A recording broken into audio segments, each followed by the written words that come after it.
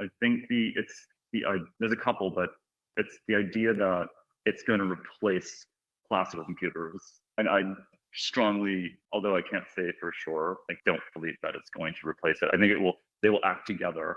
They will complement each other. Also, I think, there's ideas that they're completely useless. Like they don't do anything. And I think that's clearly not true now.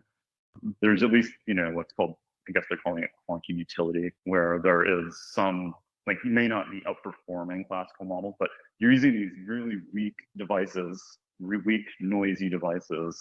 And it's, sometimes matching extremely powerful classical computers. So I think that's such a promising sign that we're still in this early stages and we're already at that point. Sure, your guess, like Shor's algorithm, which breaks the RSA encryption. And that's what's got a lot of people freaked out, honestly.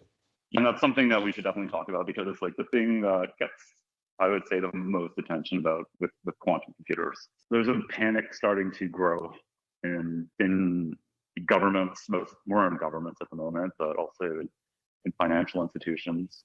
I mean, I am just starting, not working with them, but just I'm having a lot of conversations with cybersecurity firm, and they're not a quantum company, but they're starting to get requests from really large clients that they have that, like, what's going on with us? Is our data safe? And I think governments are starting to take it seriously too, because one thing that was pointed out to me, which I found really interesting, like this idea that, say, we're going to have Q day, whatever happens 7 years from today or whatever, pick your number, 70 years, whatever.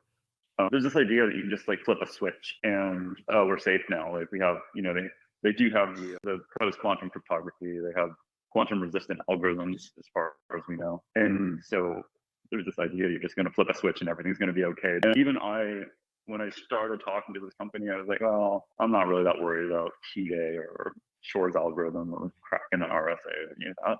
But now I'm getting more worried about it, because it's what we don't know. It's like, what else do we not know? And the terrifying thing about the future is it could go either way.